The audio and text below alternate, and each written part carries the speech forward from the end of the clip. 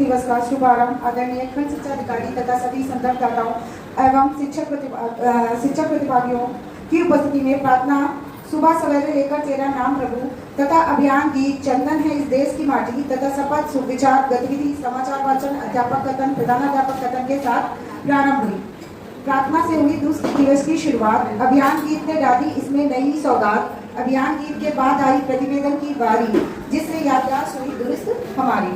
द्वितीय दिवस का प्रशिक्षण भाषा शिक्षण के 7 सत्रों में विभाजित था। प्रथम सत्र के अंतर्गत अकादमिक वर्ष 2024-25 की शिक्षण रणनीतियों के प्रमुख बिंदुओं के दोहराव एवं कक्षा 1 की निपुण सूची में किए गए बदलाव को समझाया गया। संदर्भदाता ARP ऋचा सिंह मैम के द्वारा हम सबको ग्रुप में बांटकर तथा ग्रुप का रोचक नाम रखकर जैसे जलेबी रबड़ी रसगुल्ला इसे और भी रोचक बनाया गया। इस सत्र में रोचक क्विज करवाया गया। सही उत्तर पर प्लस तथा गलत उत्तर पर -2 नंबर का प्रावधान किया गया। संदर्भदाता ARP ऋचा सिंह मैम के द्वारा प्रथम सत्र को बहुत ही रोचक ढंग से बताया गया।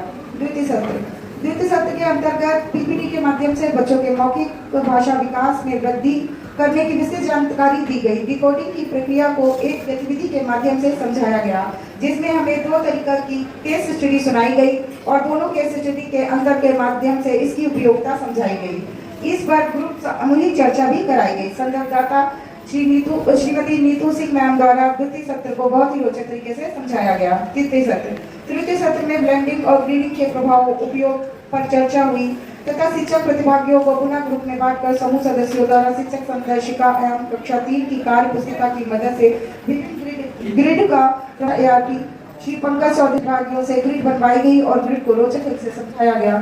चतुर्थ सत्र में कक्षा 1 से 3 तक की पाठ्य पुस्तकों एवं कार्य पुस्तकों की गतिविधियों पर बच्चों की सहायता करने की रणनीतियों को केस स्टडी आधारित क्विज द्वारा बेहतर ढंग से समझाया गया।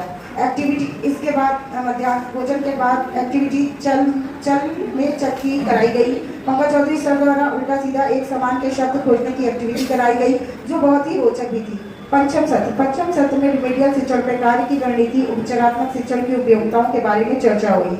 हमें ये समझाया गया कि उपचारात्मक शिक्षण के दौरान स्तरीय पाठ ग्रिड कार्ड जैसी रणनीतियों को अपनाया गया।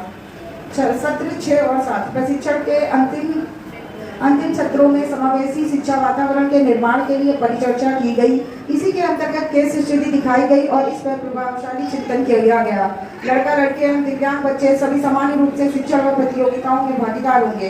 अंत में शिक्षण का समापन हुआ। प्रशिक्षण रोचक एवं प्रेरणादायक रहा। हम आशा करते हैं कि इसका उपयोग हम कक्षा शिक्षण की अत्यधिक प्रभावशाली कर पाएंगे। धन्यवाद।